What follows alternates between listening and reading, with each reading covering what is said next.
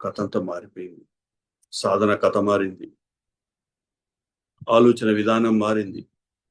ఆలోచనలు తగ్గుముఖం పట్టాయి. ఈ జన్మకి ఇది సాధ్యమా?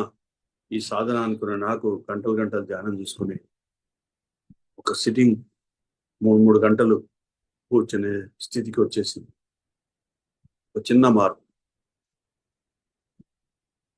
అంతకుముందు 6 నెలల ముందే కథ